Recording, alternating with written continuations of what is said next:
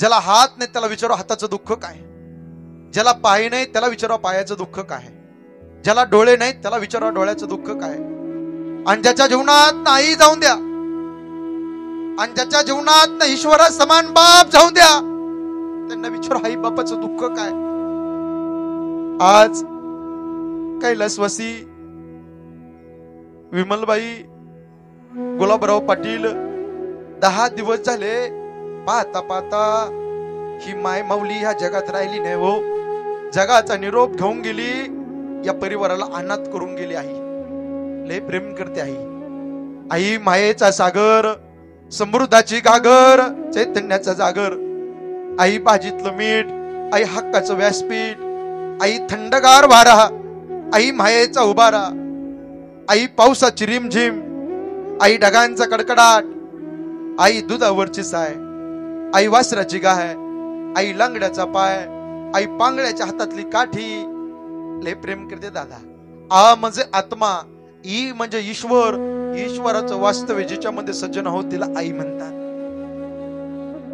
अरे 7 समुद्राच्या पलीकडे गेलेला सूर्य दिसेल, पण एकदा मातीच्या आड गेलेली आई नाही दादा पुन्हा दिसणार.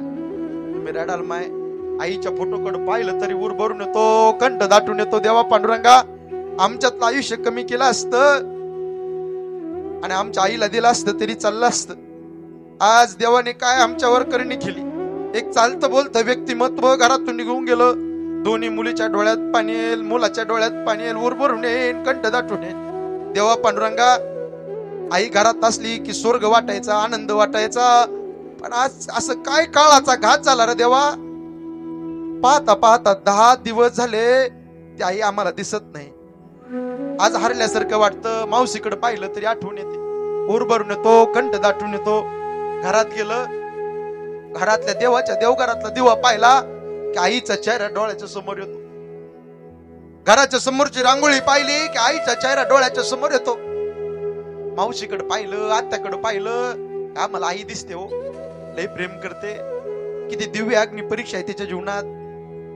कधी कधी तिला सून व्हावं लागतं, कधी सासू व्हावं लागतं, कधी आत्या व्हावं लागतं, कधी मामी, कधी काकी, कधी चुलती. कधी थकली, म्हातारी झाली, पांढरे केस झाले, सुरकुत्या वळल्या, गालाच्या खाचड्या, हातामध्ये काठीन, बंगल्याच्या समोर बसते. मुलीची वाट पाहते. माझी ताईडे आता दिवाळीचा सण आला. दिवाळीच्या सणाच्या दिवशी माझी दोन्ही मुली येतात, माझ्या माहेर येत्याल. माहेर तुमच्या जीवनात माहेर कुठपर्यंत सांगू का? तुम्ही रडाल सगळे. कुठपर्यंत माहेर आहे? जोपर्यंत माहेरात आई जिवंत आहे आणि माहेरात बाप जिवंत आहे तोपर्यंत तुमच्या जीवनामध्ये माहेर आहे. ज्या दिवशी माहेरातली माय गेली, अंधार झाला, सुखाचा समुद्र कोरडा झाला आणि माहेरातला बाप गेला. दिवाळीच्या सणाचा मुरळी कायमचा तुमच्या जीवनात निघून गेला. मंडळी, फार प्रेम करत असतात माई बाप. एखादी आई थकली, म्हातारी झाली, 60-65 वर्ष वय झालं तिच, पण दिवाळीच्या सणाच्या दिवशी तिची 30-35-40 वर्षाची मुलगी येऊन द्या. ती आई आले आले म्हणते, ए बाई लय खराब झालीस रे, किती काम करते शेतामध्ये. आई धावत धावत किचन मध्ये जाते, तांब्याभर पाणी घेते, भाकरी घेते, असं तुकडं ओळून फेकून देते भाकरीचा, दृष्ट काढते. माय तुमची घरामध्ये येते. बाप तुमचा पिशवी घेतो, ताईडे फार खराब झाले, लेकर बाळ कुशालेस ना. संध्याकाळच्या दिवशी सुनबाईकडे आता तुमची आई वागते बरं. सुनबाईला म्हणते, बघ आपला असेल ते असेल दोघीच, पण माझी मुलगी ना 2-4 दिवस दिवाळीच्या सणाच्या दिवशी राहणार, टाकून बोलू नकोस तिला. वागते तुमची आई का? लेकी करता, लय प्रेम करते. सुनबाईला म्हणते, बघ माझ्या मुलीला आहे ना पुरणपोळीचा स्वयंपाक लय आवडतो. गोडधोड सुनबाई पुरणपोळीचा स्वयंपाक करते, खाण्याकरता पुरणपोळीचा स्वयंपाक करते. सगळ्यांना सुनबाई वाढते, सगळे आनंदात जेवण करते. 2-4 दिवस मुलगी राहते. दिवाळीच्या सणाच्या दिवशी ऐका तुम्ही रडाल, सगळ्या उर भरून येईन, कंठ दाटून येईन. मुलगी राहते, तिकून जावायचा फोन येतो, शेतातले काम पडलेत, मुलीला पाठवून द्या, जेवणाची व्यवस्था नाही, लेकराचा शाळेतला डबा करायचा, त्यांच्या शाळा सुरू झाल्यात. फोन आल्याच्या नंतर आईला झोप येत नाही. संध्याकाळी मुलगी उद्या जाणारे म्हणल्यावर सकाळीच पाठ उठते तुमची आई. हे माय ताईंनो, तुमची आई उठते आणि काय करते माहितीये का? सगळ्याच्या अगोदर आंघोळ करते आणि मुलीची पिशवी भरायला सुरू करते. ताई तुला आंब्याचं लोणचं लय आवडतं ना माझ्या हातचा, डब्यामध्ये लोणचं घेते आणि तुमच्या पिशवीत ठेवते तुमची आई. पापड्या घेते पिशवीत ठेवते, डाळ घेते कुरडया मुलीच्या पिशवीमध्ये भरते. भाजीपाला द्यायची वस्तू नाही पण भाजीपाला शेवग्याच्या शेंगा घेते असे तुकडे तुकडे करून मुलीच्या पिशवीत घालते. माय मटकी आहे बाई, भारीतला तांदूळ आहे, इंद्रायणी तांदूळ आहे, भेटत नाही का मुलीला? सगळं भेटतंय. जावई मोठा आहे, 50-60 लाखाची फॉर्च्युनर गाडी आहे, जावईकड श्रीमंत आहे. पण माझी मुलगी ज्या वेळेस भेटायला आली ना, माझी ताई ज्या वेळेस भात केला ना खाण्याकरता, लेकरा बाळा करता, तर प्रत्येक घासाला माहेरातल्या आईचा चेहरा डोळ्याच्या समोर राहील म्हणून वेड्यासारखं प्रेम करते आई. महिला मंडळी, माहेरातली माय मरू द्या, तुमच्या पिशवीत बदल झाल्याशिवाय राहणार नाही, लक्षात ठेव. एखादी माय माऊली, एखादी ताई दिवाळीच्या सणाच्या दिवशी गेली आणि दिवाळीच्या सणाच्या दिवशी राहिली 2-4 दिवस, 4-5 असं गच्च भरलेल्या पिशव्या गाडीमध्ये घेऊन आली, तर समजायचं माहेरात आई जिवंत आहे, माहेरात बाप जिवंत आहे. आणि येताना एकच पिशवी रिकामी आली तर समजायचं माहेरात माय राहिली नाही, माहेरात बाप राहिला नाही. लय प्रेम करते गड्या. तुमच्या जीवनात माहेर तिथपर्यंत जोपर्यंत माहेरात आई माहेरात बाप आहे. भावा भाऊजावर नाही हक्क दाखवतोय तो, आई वडिलावर दाखवतोय तो माय. म्हणून आई वडिलाची सेवा करा. एवढा समाज आज कीर्तना करता उपस्थित आहे. राजा हो तळमणीना पोट तिळकीना माझी विनंती आहे, मोठा बंगला बांधा. 2 कोटीचा ना 2.5 कोटीचा मोठा बंगला बांधा. पण त्या बंगल्याच्या समोर चौपाईमध्ये पाळण्यामध्ये एका बाजूला म्हातारी माय बसलेली असून द्या आणि एका बाजूला म्हातारा बाप बसलेला असून द्या. खरी शोभा तुमच्या बंगल्याची असते, लक्षात ठेवा. लय शोभा असते गड्या मायबाप असल्या. ज्या दिवशी मायबाप जातात ना, फार मोठं दुःख होतं. आज या परिवाराला विचारा, आज 10 दिवस झाले पाहता पाहता आई दिसत नाही हो. ओर भरून येतो, कंठ दाटून येतो, तिच्या फोटोकडे पाहिल्यावर किती प्रेम करते आई. लेकुराचे हित वाहे माऊलीचे चित्त, ऐसी कळवळ्याची जाती करी लाभावी न फिरती. माय किती प्रेम करते माय सांगू का काका? डोळे मिटून प्रेम करते तिला प्रेयसी म्हणतात, डोळे उघड ठेवून प्रेम करते तिला मैत्रीण म्हणतात, डोळे वटारून प्रेम करते तिला बायको म्हणतात, आणि डोळे मिटेपर्यंत प्रेम करते सज्जन तिला आई म्हणतात. ढगाआड गेलेला सूर्य दिसेल पण एकदा मातीच्या आड गेलेला आई आणि मातीच्या आड गेलेला बाप पुन्हा दिसणार आहे. म्हणून त्यांची सेवा करा. जपा सांभाळा राजा हो त्यांना. महाराज तुम्ही आई सांगितली, ऊर भरून आणला, कंठ दाटून आणला. महाराज आई घराचं मंगल आहे तर बाप सुद्धा घराचं अस्तित्व आहे मंडळी. बाप तर पडद्यावरचा कलाकार, त्याला रडता येत नाही दादा. हिमराज पाटील, त्याला रडता येत नाही बापाला. आई रडून मोकळे होते छोट छोट्या गोष्टीला, पण बाप धीर धरतो.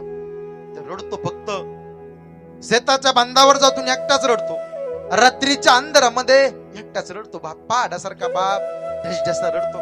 किती प्रेम करतो बाप सांगू का?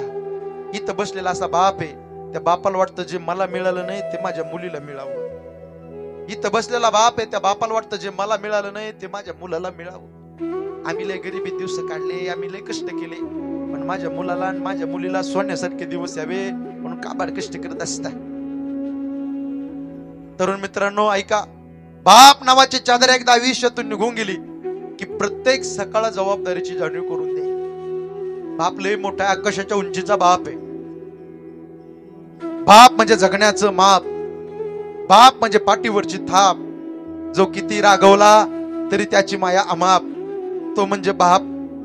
बाप म्हणजे यशाकडे नेणारी शिडी, संकटातून पार करणारी होडी. जो तिखट बोलला तरी आयुष्यभराची गोडी, तो म्हणजे बाप. बाप म्हणजे शिस्तबद्ध धाक, जगणं आपोआप. आयुष्याच्या समुद्रभागी दीपस्तंभाची झाक, तो म्हणजे तुमचा माझा देव माणूस बसलेला शेतकरी बाप. म्हणून त्या बापाची सेवा करा मंडळी. तुकोबाराय म्हणतात, बाप करी जोडी लेकुराचे ओढी, आपुली कुरवंडी वाळवणिया. लय मोठा बाप आहे, सांभाळा राजा हो त्यांना, सांभाळा. गेल्यावर पुन्हा यायच नाही. आज यांना विचारा, आज आई गेली, काय केलं रे आई माय? म्हणून जिवंतपणे माय बापाची सेवा करा. बाप लय मोठा आहे, ढसढसा बाप रडतो. इथं बसलेला बाप असा आहे, तो मुलाला काय म्हणतो, अरे दादा लवकर उठत जा बेटा, शाळेमध्ये जात जा, ट्युशनला जात जाय, नोकरी काम धंदा काहीतरी पाय, एवढे वेळ झोपत नसते, घड्याळामध्ये 9 वाजले, 9:30 10 वाजत आले, एवढे लेट झोपत नसते बेटा, लवकर उठत जाय. बाप बोलतो, राग करतो बाप टोमणे देतो.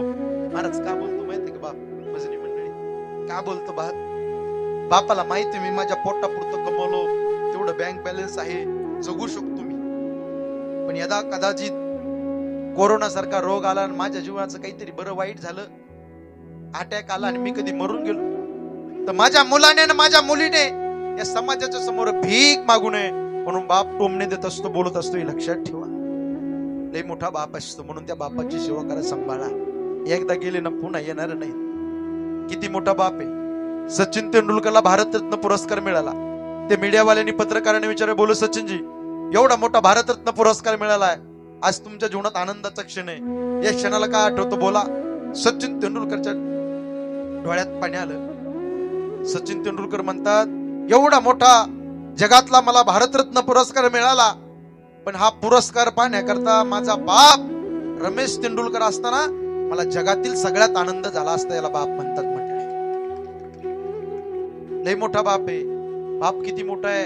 अहो बाप जर असा दारामध्ये बसलेला असला तर गावच्या येणार जाण्याची धमक नाही, त्या घराकडे वाकडी नजर करून पाहण्याची ताकद बापाची असते. लक्षात ठेवा, लय मोठा बाप असतो. सांभाळा राजा होत्या बापाला, त्या आईला सांभाळा. हेमराज पाटील मौली, मी ज्यावेळेस शिवचरित्राचा अभ्यास करत होतो, संभाजी महाराजांना जसं साखरडाळ्याने बांधलं ना मित्रांनो, ऐका, त्यावेळेस आलमगीर औरंगजेब तख्तावरून खालो आला आणि यही संभाजी क्या बोलला. संभाजी महाराजांच्या डोळ्यात टचकन पाणी आलं. का? शत्रूने साखरडाळ्याने बांधलं म्हणून शंभूराजे रडत नाही. आजच्या प्रसंगाला आणि आजच्या दिवसाला माझा बाप छत्रपती शिवाजी महाराज जिवंत असते तर त्यांनी लाख अडचणींचा सामना करून या संकटातून मला सोडवलं असतं. बाप गेला, जीवनातला आधार निघून गेला. मंडळी लय मोठा बाप आहे. बापाचा सगळ्यात जास्त जीव मुलामध्ये असतो आणि विशेष जीव बापाचा मुलीमध्ये असतो. ताई लय प्रेम करतो बाप. जास्त जीव काय असतो मुलामध्ये, तर मुलगा माझ्या खांद्याला खांदा देऊन राहणार आहे. आणि विशेष जीव मुलीमध्ये काय असतो माहितीये का, परक्याचं धने आज आमच्या पाशी, उद्या लोकांच्या घरी जाणार आहे. मुलीचा जन्म झाला, बाप म्हणला माझी लक्ष्मी जन्माला आली. एका डोळ्यात आनंद अश्रू, एका डोळ्यात अश्रूच्या धारा आहेत बापाच्या. का? मुलगी जन्माला आली, पण डसडसा बाप रडतो. का? एक दिवस लोकांच्या घरी जाणार आहे म्हणून अश्रूच्या धारा आहेत बापाच्या डोळ्यामध्ये. लय प्रेम करतो बाप. मुलगी चालू लागली, चालता चालता मुलीने पडावं, बापाने उचलून घ्यावं, 2 मुक्के घ्यावे. माझी ताई चालू लागली, माझी दिदी चालू लागली. बापाने बूट आणावा आणि मुलीच्या पायात घालावा. बूट वाजू लागला, वाजणारा बूट बापाने पाहिला, आनंद वाटला बापाला. पण हळूहळू मुलगी मोठी झाली आणि ज्या दिवशी मुलीचं लग्न जमतं ना येताईनो, त्या दिवशी एक भाकर खाणारा बाप अर्धी भाकर खातो तुमच्याकरता उपाशी झोपतो. मुलगी म्हणते, पप्पा, आप्पा, तात्या, माझं लग्न जमलंय म्हणून तुम्ही अर्धी भाकर खाल्ली, जेवला नाहीत पोटभर. भाकर खाल्ली नाही पोटभर तुम्ही. ती मुलगी म्हणते, का उपाशी राहिला? तो बाप म्हणतो, खरं सांगू का, लय काळजी वाटते, तुझी चिंता वाटते. लहानपणापासून तळहाताच्या फोडाप्रमाणे तुला सांभाळलं ग ताई. कधी थकून आलो, कधी दमून आलो तर मला म्हणायची पाणी प्या, चहा घ्या. तुम्हाला बीपीच्या गोळ्या चालू आहेत, वेळेची वेळ जेवण करत जा. आवा तुम्हाला शुगर चालू आहे, तात्या काळजी घेत जा. लय मुलींना प्रेम केलं. आज तुझं लग्न जमलंय, काळजी वाटते. सासू कसा असेल, सासरा कसा असेल, लय काळजी वाटते ग चिमणे. तळहाताच्या फोडाप्रमाणे ताई तुला सांभाळलं. ढसढसा मुलीचं लग्न जमलं की पहिल्यांदा आयुष्यात बाप रडत असतो. दुसऱ्यांदा बाप रडतो मुलीच्या लग्नाच्या दिवशी. इथं बसलेला बाप आहे ना, ज्यांना ज्यांना मुलगी आहे त्या डोळ्यात पाणी झाला. अरे पहाडासारखा, हिमालयासारखा बाप ढसढसा मुली करता रडतो. असा मंडप टाकलेला आहे. पाहुणे मंडळी आले, ढोल ताशाचा आवाज झाला, फटाक्याची आकाशबाजी झाली, सूर्यास्ताची वेळ, मंगल अष्टकाचा आवाज घुमला आणि दिवस मावळत मावळत चालला. आणि त्याच वेळेस ती मुलगी माहेर सोडून सासरी जाण्याची वेळ एकच असते. त्या दिवशी इथं बसलेला किती दगडाच्या काळजाचा बाप असू द्या, दादा तो पाजरल्याशिवाय राहत नाही. विदाईच्या वेळेस मुलीला वाट लावत असताना डसडसा बाप रडतो. लई मोठा बाप आहे. हा माझ्या खिशामध्ये पेन आहे, हा 10 रुपयाचा पेन आहे. मी जर उद्या बँकेत गेलो, मला कोणी पेन मागितलं तर मी दोनदा विचार करतो, हा परत देईल का. मित्राने आता मोठी गाडी घेतली, मी आता 1 महिना झाला, गाडीची चाबी मागितली मित्राने तर मी दोनदा विचार केला दादा. पण बसलेला पहाडासारखा बाप स्वतःच काळीच काढून दुसऱ्याच्या ताब्यामध्ये देतो. कन्यादान करणारा आकाशाच्या उंचीचा तुमचा माझा शेतकरी बाप आहे, मोठा बाप आहे. मुली करता डसडस रडतो. वास्तविक पाहता पुरुषाची जात रडणारी नसते, लढणारी असते. दादा रडतोय तर तुमच्या आतला बाप माणूस रडत असतो. अहो सीताई साहेबाचं लग्न होतं रामायणामध्ये. सीताई साहेबाचं लग्न होतं जनकपुरीच्या जनक राजा डसडस रडला सीते करता. कण्वासारखा ऋषी रडला शकुंतले करता. या रयतेचा राजा छत्रपती शिवाजी महाराज सखुबाई करता रडले. दक्ष प्रजापती राक्षस होता भाऊ, पण डसडस रडला पार्वती करता सती करता. सतीने स्वतःच्या मनाने लग्न केलं, बापाला पसंत नाही. नवरीच्या वेशात सती होती, दरवाजा लावून घेतला आणि सती म्हणते पप्पा माझं चुकलंय, दरवाजा उघडा. बाप म्हणतो कार्टे तोंड दाखवू नको, स्वतःच्या मनाने लग्न केलं, बापाला पसंत नाही. चालते हो, राक्षस बाप आहे. घराच्या आत दक्ष प्रजापती रडतोय आणि सती हंबरडा फोडून दारामध्ये रडते. म्हणून माझी सगळ्यांना हात जोडून पोट तिडकीना विनंती आहे, 22 वर्ष तळ हाताच्या फोडाप्रमाणे बापाने सांभाळलं आणि 22 दिवस कॉलेजमध्ये मुलगी जाते, शाळेमध्ये मुलगी जाते, एखाद्या मुलाच्या प्रेमात मुलगी पडते, त्यावेळेस बसलेला बाप जिवंत असून मेल्यासारखा असतोय. लक्षात ठेवा. अरे पहारीने जमिनीमध्ये घाव घालावा तसा घाव त्याच्या छातीमध्ये घातला जातो. गल्लीतून जाताना सुद्धा मान खाली घातो का, मुलगी पळून गेली, डसडसा बाप रडतो. त्याला वाटतं सुसाईड करावी, आत्महत्या करावी, मरून जा. म्हणून माझी तळमळीने विनंती आहे, मुली कष्ट करता येईल. मी भाऊ या नात्याने सांगतो, धर्माचं काम करतोय महाराष्ट्रामध्ये. शाळेमध्ये जाताला जा, नाही तर जाऊ नका. कॉलेजाला जाताला जा, नाही तर जाऊ नका. नोकरी जॉब बिझनेस करताला करा, नाही तर करू नका. पण बसलेल्या गरीब शेतकरी बापाची मान या समाजात खाली होईल असं कधी पाऊल उभ्या आयुष्यामध्ये टाकू नका. आईच्या डोळ्यात पाणी होऊन देऊ नका, बापाची मान खाली होऊन देऊ नका आणि आपल्या हिंदू संस्कृतीला कलंक लागेल असं वर्तन उभ्या आयुष्यामध्ये करू नका. ही सदैव इच्छा व्यक्त करतो आणि झालेली कीर्तन